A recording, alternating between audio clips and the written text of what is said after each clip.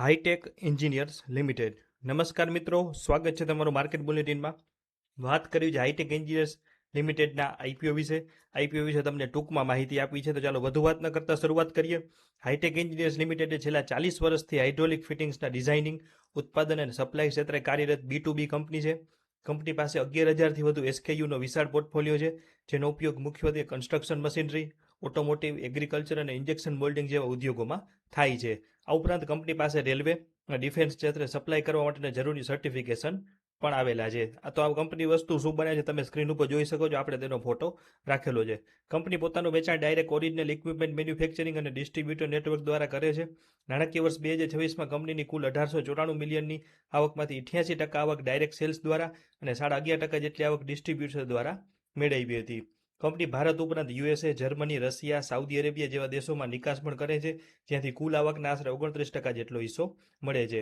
ઉત્પાદન ક્ષમતાની વાત કરીએ તો કંપની પાસે મહારાષ્ટ્રમાં 4 અને મધ્યપ્રદેશમાં 2 મળીને કુલ 6 મેન્યુફેક્ચરિંગ યુનિટ છે, જેમાં નાસિક ખાતે આવેલું ફોર્જિંગ યુનિટ કંપનીને બેકવર્ડ ઇન્ટિગ્રેશન સુવિધા આપે છે, જેથી કાચા માલ માટે અન્ય સપ્લાય ઉપર નિર્ભર ન રહેવું પડે અને પ્રોડક્શન કોસ્ટ તેમજ ક્વોલિટી ઉપર મજબૂત પકડ રહે. તો વાત કરીએ આપણે કંપનીના વ્યવસાયની. હવે વાત કરીએ આઈપીઓની, તો 136 કરોડનો આઈપીઓ છે. ગઈકાલથી શરૂ થઈ ગયો છે, 27 તારીખે પૂરો થવાનો છે. અને આઈપીઓમાં શેરની ફેસ વેલ્યુ છે 5 રૂપિયા અને 53 રૂપિયાનો ભાવ છે.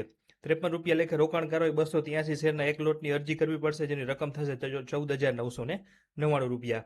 આઈપીઓ કુલ 136 કરોડનો છે, જેમાં 60 કરોડનો ફ્રેશ ઇસ્યુ અને 76 કરોડનો ઓએફએસ છે. હવે વાત કરી લઈએ કંપનીના પરિણામોની. તો નાણાકીય વર્ષ 2024થી 2026 દરમિયાન કંપનીએ નાણાકીય પ્રદર્શન ઉત્કૃષ્ટ દેખાડ્યું છે. આ સમયગાળામાં કંપનીની કુલ આવક 141 કરોડથી વધી અને 166 કરોડ અને 193 કરોડે પહોંચી છે.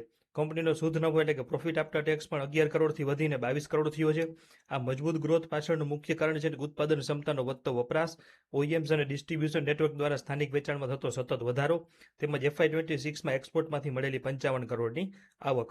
આ ઉપરાંત કંપનીએ પોતાના સ્થિર ખર્ચા ઉપર કાબુ રાખ્યો છે અને લોનનું ચૂકવણું કરી અને દેણું પણ ઓછું કર્યું છે. તમે સ્ક્રીન ઉપર જોઈ શકો છો કે 40 કરોડ વાળું દેણું ઘટીને થઈ ગયું છે 29 કરોડ, જેના કારણે વ્યાજ ખર્ચ ઘટતા અને બેકવર્ડ ઇન્ટિગ્રેશનના લીધે પ્રોડક્શન કોસ્ટ નિયંત્રણમાં રહેતા કંપનીની નફાકારકતામાં મોટો વધારો નોંધાયો છે. હવે વાત કરીએ ફ્રેશ ઇસ્યુના પૈસાની, તો આપણે વાત કરીએ કે 136 કરોડનો આઈપીઓ છે, જેમાંથી 60 કરોડનો ફ્રેશ છે અને 76 કરોડનો ઓએફએસ છે. તો 60 કરોડના ફ્રેશ ઇસ્યુમાંથી મળેલી રકમનો ઉપયોગ કંપની ધંધાકીય વિસ્તરણ અને દેણું હળવું કરવા માટે કરશે. આ ભંડોળમાંથી 29.97 કરોડ લગભગ 50%નો ઉપયોગ કંપનીના મહારાષ્ટ્ર સ્થિત કૌઠે અને સિરવલ તેમજ મધ્યપ્રદેશ સ્થિત પીથમપુર 1 યુનિટ ખાતે નવી અદ્યતન CNC machine, auto plating plant, test bench અને સોલાર પાવર પ્લાન્ટ સ્થાપી અને ઉત્પાદન ક્ષમતા વધારવા માટે ઉપયોગ કરવામાં આવશે. આ ઉપરાંત કંપની 16 કરોડ રૂપિયાનો ઉપયોગ બેંકનું જૂનું કર્જું ચૂકવવા માટે કરશે, જેનાથી તેના વ્યાજ ખર્ચમાં મોટો ઘટાડો થશે અને પ્રોફિટ માર્જિન વધુ સુધરશે. બાકી રહેતી રકમનો ઉપયોગ નિયમ મુજબ ઇસ્યુ પ્રોસેસિંગ ખર્ચ અને સામાન્ય કોર્પોરેટ હેતુઓ માટે કરવામાં આવશે, જે એકંદરે કંપનીની આવક અને નફાકારકતા બંને લાંબા ગાળે મજબૂતી આપશે.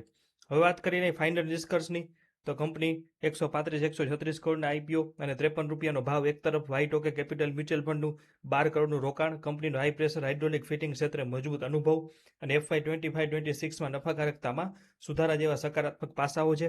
તો બીજી તરફ ટોપ 10 ગ્રાહકો ઉપર 45%ની નિર્ભરતા, કોઈ લાંબા ગાળાના કરાર વગર માત્ર પરચેસ ઓર્ડર ઉપર કામકાજ અને યુએસ માર્કેટ અને પ્રોમોટર એન્ટિટી ઉપર 21%થી વધુનો આવકનો આધાર છે. કાચા માલના ભાવમાં વધઘટનું પણ જોખમ છે, તે પણ નબળું પાસું ધ્યાનમાં લેવું જોઈએ. તો આ તમામ બાબતોને ધ્યાનમાં રાખી અને ફાઇનલ નિષ્કર્ષ એ નીકળે છે કે આઈપીઓમાં સારાથી મધ્યમ લિસ્ટિંગ નફા માટે મર્યાદિત કે જોખમ મુક્ત હિસ્સા સાથે અરજી કરી શકાય. એમ અંગત રીતે આઈપીઓમાં અરજી કરવાના છીએ. તો એક ખાસ નોંધ લેજો કે આ વિશ્લેષણ માત્ર માહિતીના હેતુ માટે છે. રોકાણ કરતા પહેલા તમારા ફાઇનાન્શિયલ એડવાઇઝરની સલાહ લેવી જરૂરી છે. તો વાત કરીએ આપણે હાઈટેક એન્જિનિયર્સ લિમિટેડના આઈપીઓ વિશે. માહિતી કેવી લાગી તો કોમેન્ટ સેક્શનમાં જરૂર જણાવજો અને કોઈ પણ પ્રશ્ન હોય તો પણ પૂછી શકો છો.